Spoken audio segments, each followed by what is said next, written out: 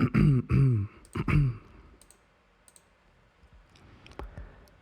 name is Yoshikage Kira. I'm 33 years old. My house is in the northeast section of Morayo, where all the villains are, and I'm not married.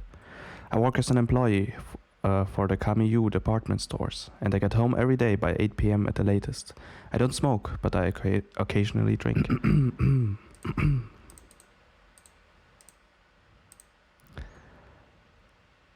I'm in bed by 11 p.m. and make sure I get 8 hours of sleep, no matter what. After having a glass of warm milk and doing about 20 minutes of stretches before going to bed, I usually have no problems sleeping until morning, just like a baby. I wake up without any fatigue or stress in the morning. I was told there were no issues at my last checkup. I'm trying to explain that I'm a person who wishes to live a very quiet life. I take care not to trouble myself with any enemies, like winning and losing. That would cause me to lose sleep at night. That is how I deal with society. And I know that is what brings me happiness, although if I were to fight, I wouldn't lose to anyone. Yoshikage Kira. Thank you.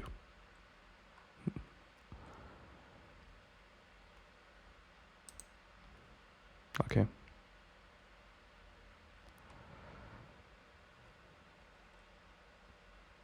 So my dashboard isn't showing me how many people are actually watching, it seems. Or, oh no, no one is watching. Okay, that's alright too.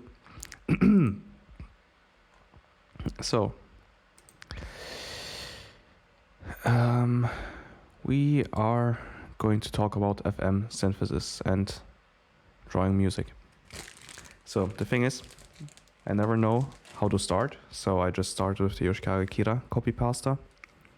And I mean, these streams are kind of like meant as something that's also on the like kept on the channel as actual videos. Like if anyone wants to find out what FM synthesis is, maybe they'll just find this stream video. And I need one tortilla chip real quick. Excuse me.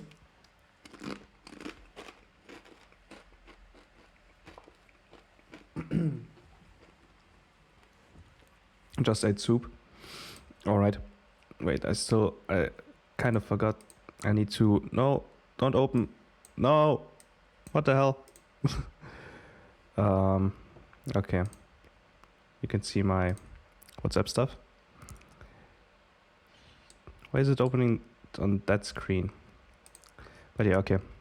I just need to send someone the message that I'm starting a stream.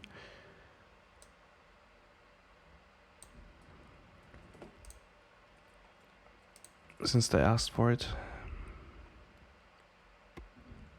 Okay.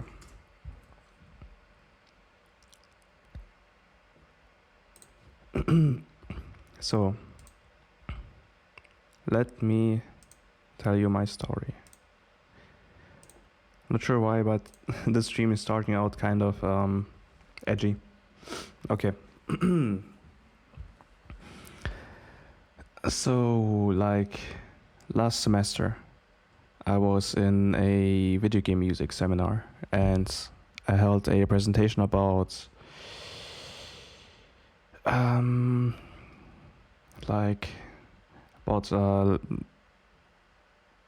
audio engines and audio middleware like Wise and Fmod. So, and the professor knew that I compose music for video games. So he's like, this semester I'm again in a course of his. This time it's electronic music. He was like, Tim, you go do and make, aside from your normal presentation, which you have to do in this course, also do like a mini course on FM synthesis. So here I am suddenly having to prepare a course on FM synthesis, or like a mini presentation 1 week earlier. So yeah.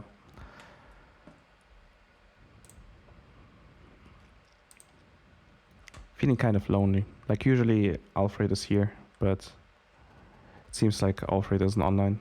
Probably, I don't know, it's maybe showering. They always shower around this time. Okay, so now you know when they shower. Okay, let's start with actually synthesis overall, like sound synthesis. Sound synthesis just means that you create sound, you create tone colors. So you do stuff, and through you doing that stuff, you make new sounds, or you can make instruments, or like electronically made instruments sound similar to real life instruments. Now let me get my notes real quick. Oh no, I have them in front of me actually already. So yeah, I guess that's just like the basic notion of sound synthesis, like computer music, or like the combination of electronics and music started to be a thing in around like 1900. Like when someone made the dynamophone, a electronic music instrument. So yeah, and so in the 60s, I think. Oh, that was the other thing. Okay, but yeah, they were like, okay, we want to try making like new sounds. We don't want to just record sounds and then maybe change them. We want to make new sounds from scratch. That's what sound synthesis was all about. I kind of feel like I need like slow jazz music behind this, so it's not as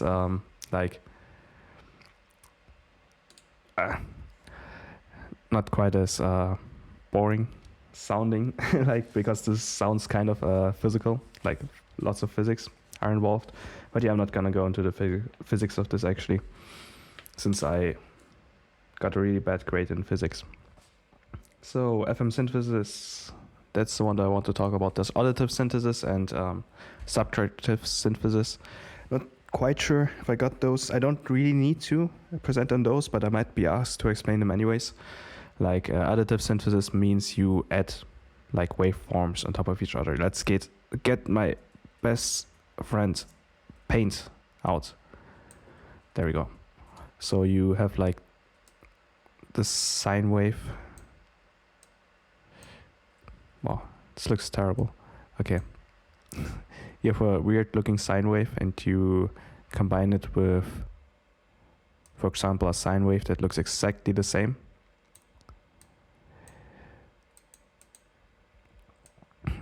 Then you get you add them up. So meaning like, let's say we have the value 1 here, the value 1 here. If you add them up, you have the value 2 here. So the amplitude is just bigger. But if you like shift it around a bit, you get a weird looking waveform. Like, I don't know, like this. It's gonna look way different. And subtractive synthesis is just, I don't know, like from what I understood, it's just what an equalizer does. It's actually a plugin that does synthesis, the additive synthesis, apparently.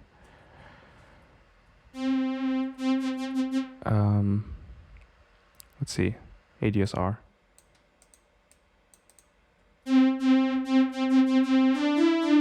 So yeah, pretty much combine different waveforms to get the sound that you want.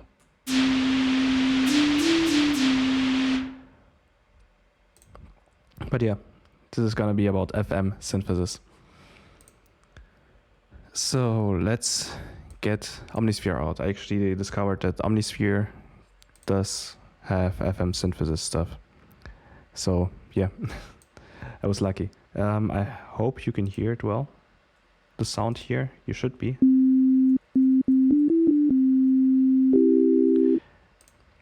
Usually I have Alfred here to tell me if everything sounds alright. Okay, so as the main wave, we have a sine wave. That's what it sounds like. And that's what it looks like. And that's what the equalizer looks like. So yeah, it's pretty much a like concentration around this point here. Like it's a sine wave that's around 200 something hertz. Okay, let's get this out of the way. What we are gonna do in FM synthesis is control the frequency, or like change up the frequency, like let me actually Google the right word. Affect the frequency. Yeah, I guess affect sounds good. You're gonna affect the frequency. So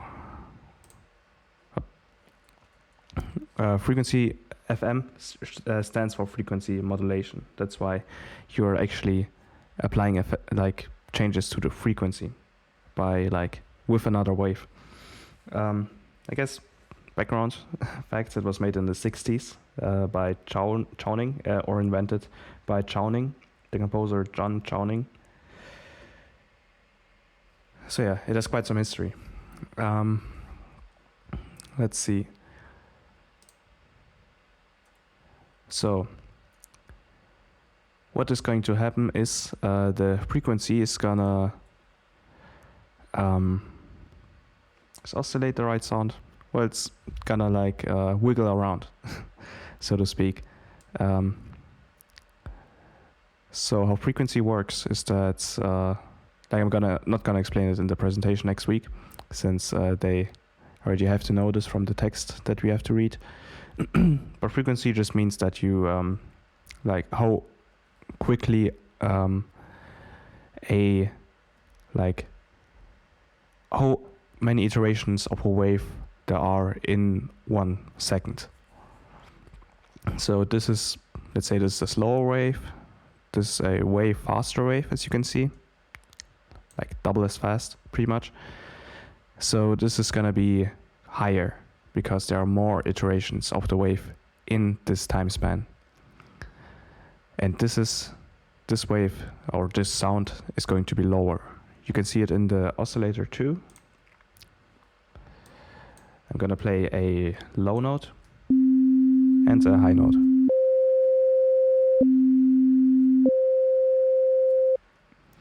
There you go. So what FM synthesis does is take that wave and make it alternate between different frequencies, depending on how the wave that modulates, the like carrier wave as it's called, I believe. Like this is the main wave, and we're gonna take a wave, or like make the frequency change in wave form, like with a sine wave, for example. So let's say this point is 0, like the thingy here, the line is 0, the line marks 0. So that means whenever it's hitting the line, this like main wave, this actual sound, is in its original position. And when it goes up, it makes the frequency higher. So that means that the original line is getting squashed, so that more iterations of it fit into 1 second. And then it goes back, and then it actually gets elongated. Let's see, stretched, and then it goes back into its original position. So it's getting stretched and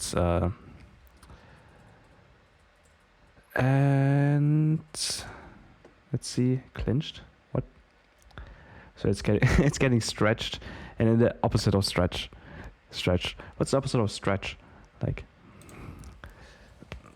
it doesn't give me a proper translation here. Let's see. What is the opposite of stretch?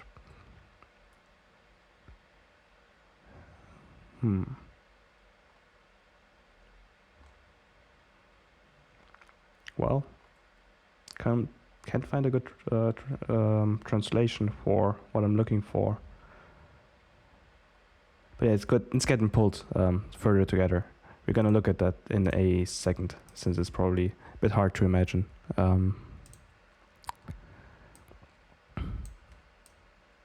So here we have a frequency modulator. It is set to a sine wave, and the frequency is pretty far down. The depth is pretty high up, meaning that it's gonna oscillate the wave, like the frequency of the wave, by quite a bit. But it's gonna do it slowly. So let's see how it sounds like. Spoiler. So as you can hear, the frequency of the tone is going higher up and then back down again all the time.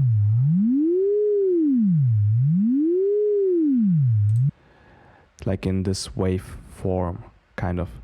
Like higher up, back down, lower, and then up, and so on.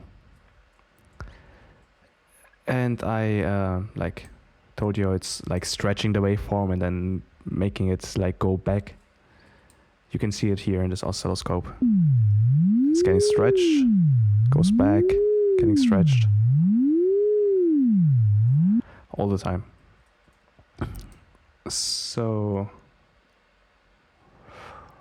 the thing is, like, there's a video by Andrew Huang called it's about FM synthesis.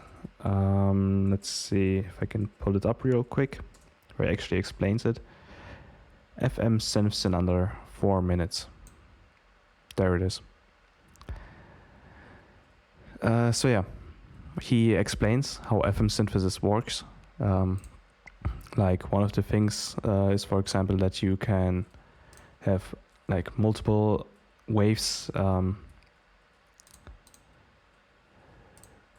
like not just have one wave modulate with the frequency of the main wave, but have like another wave modulate the frequency of this modulator wave that is modulating the carrier wave, meaning like the carrier wave being the like main wave here. That's the actual sound. So yeah, that's pretty much FM synthesis. So yeah, the thing that like this FM synthesis in its like theoretical self, in practice, it's actually like this doesn't sound like something that you would use in a song. Like it doesn't sound like one note. You can clearly hear it's just going up and down, and it's kind of hard to incorporate this into like EDM. So what's actually happening, like practically, which Andrew Huang unfortunately doesn't explain, is that the frequency of the oscillation is usually way higher, making it sound like one note that's just like doing a slight vibrato, pretty much. We are going to look at this in the oscilloscope and equalizer panel. Okay, way too little room. Okay, there we go.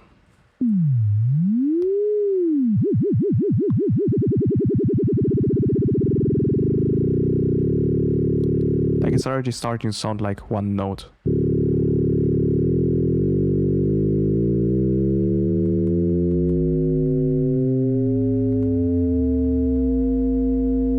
It already pretty much sounds like one note. And now it's pretty much one note. That maybe has slight vibrato at the most.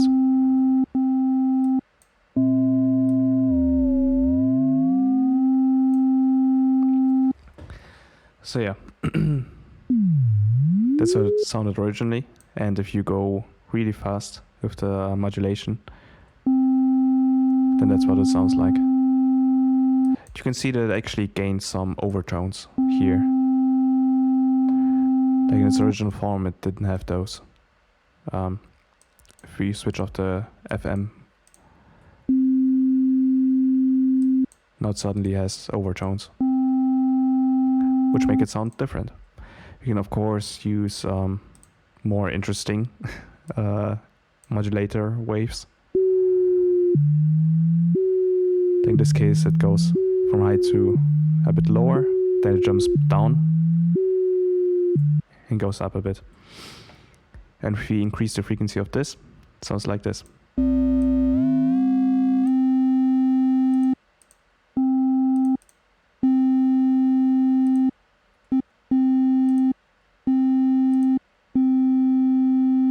This one sounds a bit different.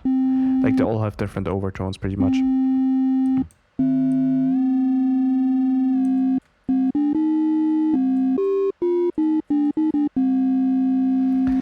Another thing that Andrew Huang didn't mention was that you can use, well, aside from effects, you can also apply ADSR to the waves. Like not just the main wave, but also to the modulator wave, which can make it sound like an actual, more closer to an actual instrument. Here is text. It is a VST that is modeled after the DX7, which was one of the big FM synthesis like synthesizers. Okay, let's make a new voice.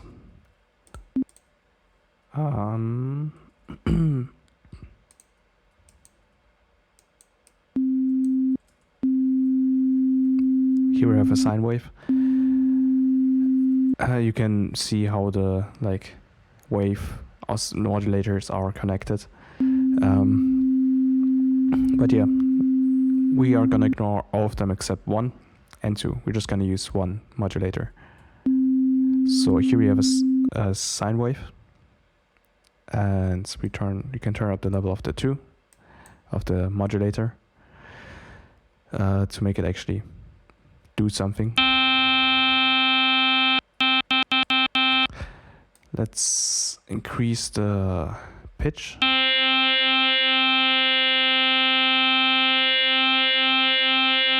Oh, it's actually doing that. Okay. I think we can actually leave it like that. Never mind. What you can do now is change the ADSR. ADSR stands for attack, decay, sustain, release. Attack is like, let me make another paint picture. How fast the notes that you play as soon as you press the key reaches the highest position. Decay is how long it needs to get to the sustain volume position. Sustain being the how long, how loud the tone is going to be, and release how long it's going to take until it's back at 0. This one has a bit of attack, it's going to take a bit until it actually sounds, it makes a sound. It's getting louder, then it gets quieter a bit, and as long as you hold the tone, it's going to loop back indefinitely until you let go of the button, and then it does the release thing where it's going to get quieter over time until it's back at 0. So yeah, you're going to change the attack. What it's gonna do is make it so that I actually need to figure out how to do this properly, since I already forgot how it has to look like.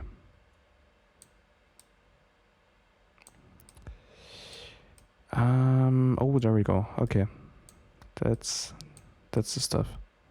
Okay, so now what this does is it has no sustain pretty much, and it like the effect of this like hastening of the pitch is going to like fade down over time.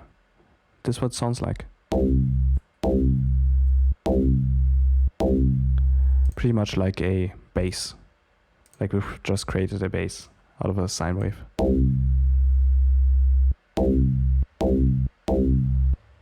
Wish you could slow this down, but I don't think that's possible. This is pretty much going like from a higher frequency to a lower frequency. That's what makes it sound like a bass.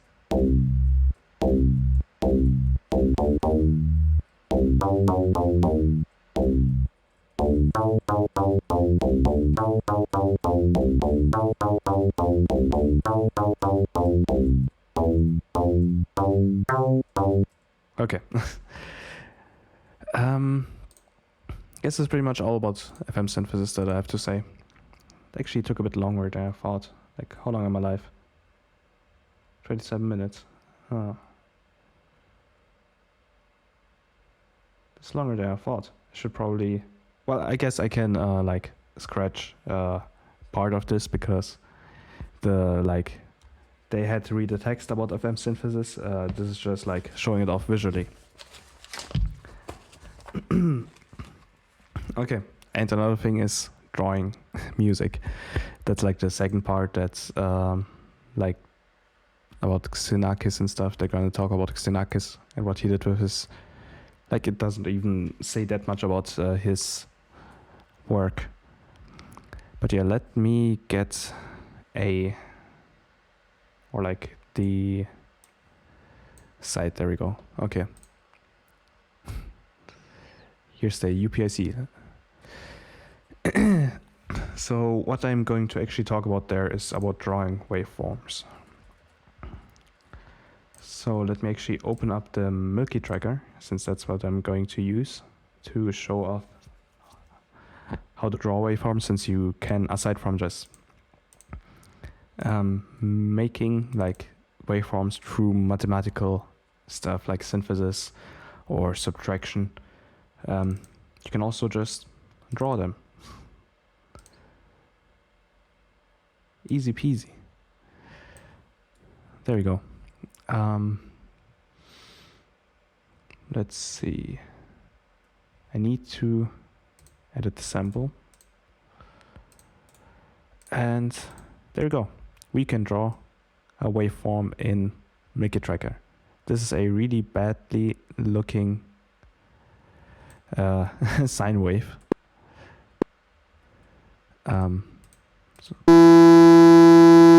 Doesn't really sound like a sine wave, since yeah, as you can see, it looks really irregular.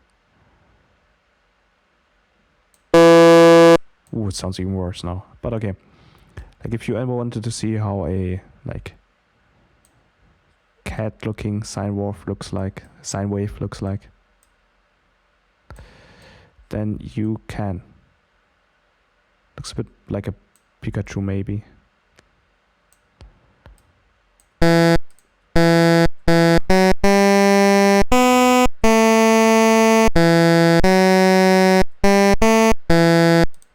Hear this? Let me check. Yep, you can, and it's pretty loud. Sorry about that.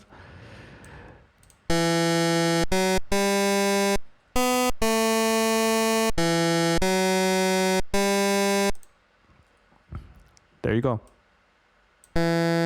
Oops.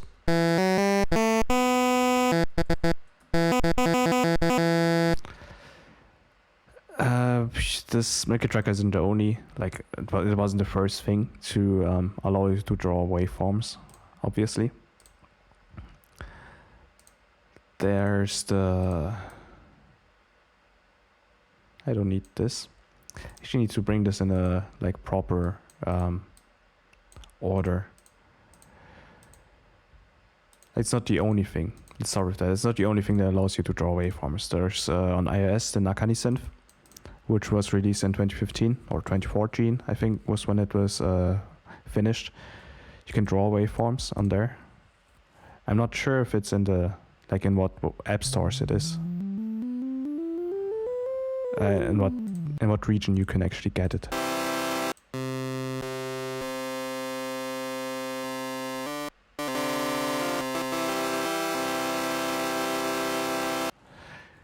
There you go. Here's the one that made it. It's a Japanese software engineer and UI designer. Like I think he focuses on like instruments UI design actually. And there are actually a few conference papers. He presented in Japan, of course, in 2014 at Data, and in Brisbane too, at the International Conference on New Interfaces for Musical Expression. I never knew there was a thing like that. I would have never thought that there's like an actual convention or conference for interfaces for musical expression. Pretty interesting. Here's a paper that you can actually read. It's called Mechanisynth, an intuitive freehand drawing waveform synthesizer application for iOS devices. They like describe what it does and like what it can do, like what their conclusion is, like what the people who tried it out said. You can find the PDF online if you just search for the name and add a PDF to the end. So let me actually put this to the very front. There we go. I'll know for the actual presentation next week. I'm gonna handle this.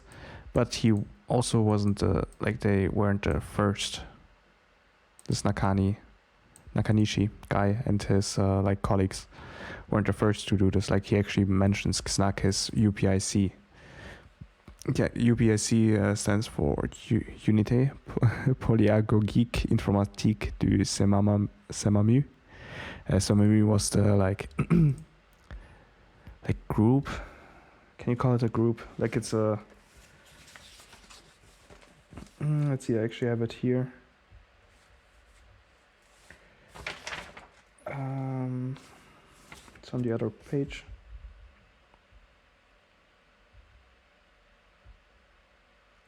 It's a Centre d'études de mathématiques et automatique musicale.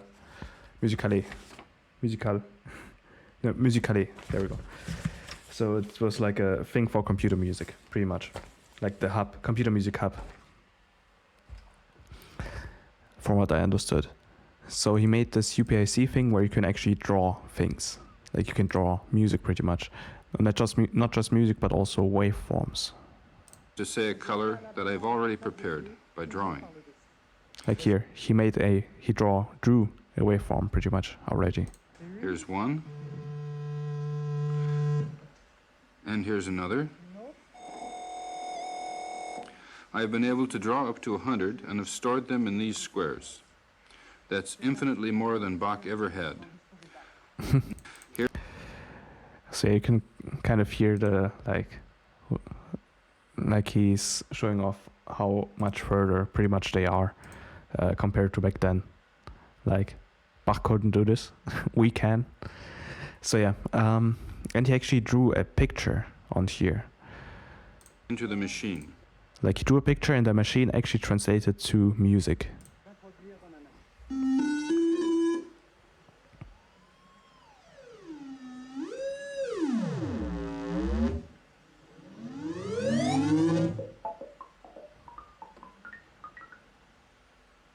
The sound. So that's what his drawing sounded like. Let's see if we can get a better look at it. I don't think we really can. Yeah. Well, he kind of shows it off here. But yeah, pretty much took the drawing and then made music out of it. It actually was used for there was a school class, I think. Like he said, it could be used in education, I believe. Like it was tried out at least because like children naturally like to draw, so they draw. Like they can draw. Like they might not know the way around music theory or be able to play an instrument, but they can draw like pictures. Here's a picture from a 1990s version, like a software version of the UPIC. You can see a picture that was drawn here and the waveform. And you can of course also draw the envelope, the ADSR. So the attack, decay, sustain, release, which is of course also important for the like sound. Like if you let me make a mini amendment to the ADSR thing. How a piano sounds, for example, like it has no attack, quite decay, I believe, and then yeah, sustain, a slight sustain, and then the release. Well, it depends. It's usually like some release. It's not too big, but there is some release here. Actually, the attack is goes a bit further down, actually a bit more extreme. So yeah, this would be a waveform or the ADSR model of the piano note, because it's loud when you hit it, and then like while you hold the tone, it actually like it goes down pretty quickly. Like it's just loud the moment you hit it, and then pretty much like way more quiet after that. As opposed to, I don't know, a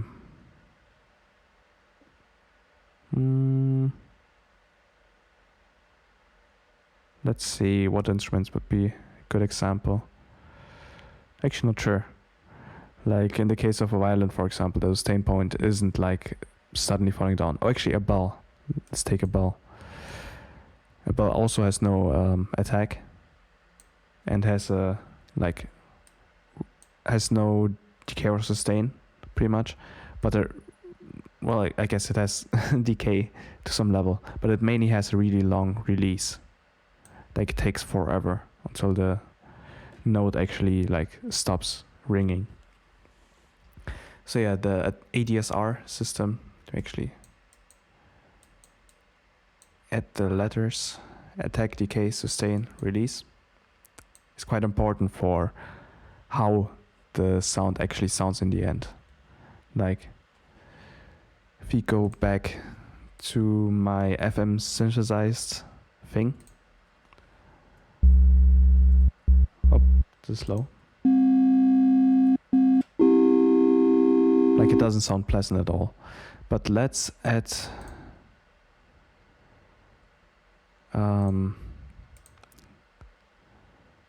sustain or decay, sustain, release stuff. Let's add some release, no sustain.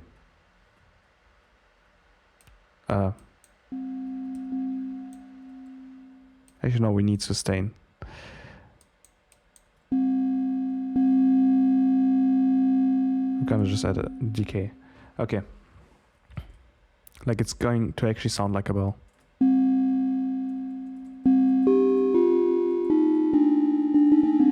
Which can be used in music. Like this actually sounds musically more pleasant than what we had before because of the added ADSR envelope.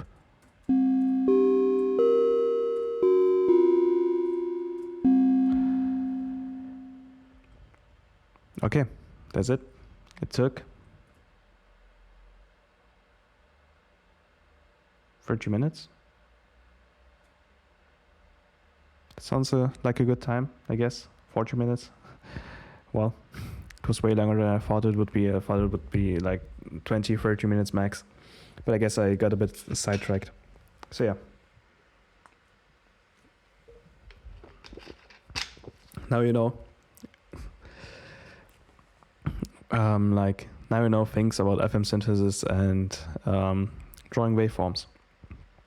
Okay, and that's it. Next week I'm actually going to make another like presentation stream, this time about electrophones, and it's going to be better prepared and it's going to be longer, like 1.5 hours max, maybe a bit less. But yeah, we will see we will see each other next week in that case.